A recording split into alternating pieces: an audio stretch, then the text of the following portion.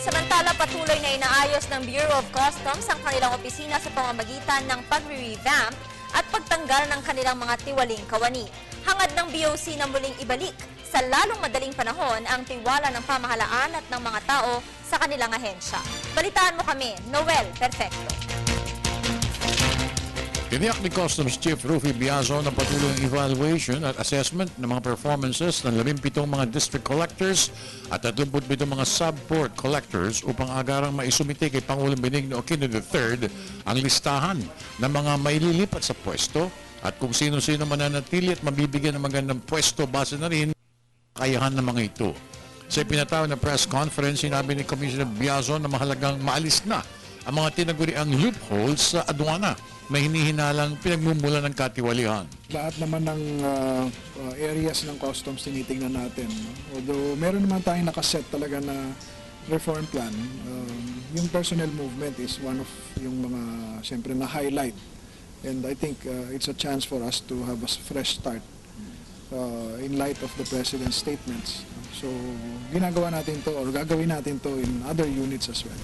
Tukol naman sa panukala ni Finance Secretary Cesar Purisima na mailipat ang port accreditation at post-clearance audit responsibilities ng Customs Bureau sa BIR, tanggap ito ng pamunuan ng aduana at kanya rin itong ipatutupad agad matapos na ito'y mapag-aralang maigi. Layunin ng panukala ay upang mabigyan solusyon ang mga nagpapahirap ng gusto sa Bureau.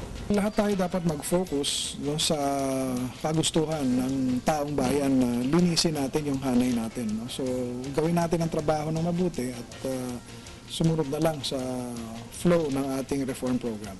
Binigyan rin ng 3 araw ng Deputy Commissioners ng Intelligence and Enforcement sumite ng kanilang reorganization plan para maalis na ang mga tiwaling operatiba at ang mga sangkot sa lahat ng klase ng katiwalian sa mga puerto sa bansa. The intelligence group and the CIIS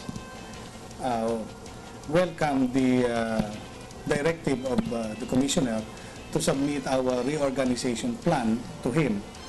In fact, this is only a part of the measures that being regularly instituted by the Bureau of Customs. Sa bagot modernong Information Communications Technology ng BIR, hindi na makalulusot pa ang mga smugglers. Busod na rin ang cross-checking at data banking ng taxpayers. Para sa Telebisyon ng Bayan, ako naman si Noel Perfecto.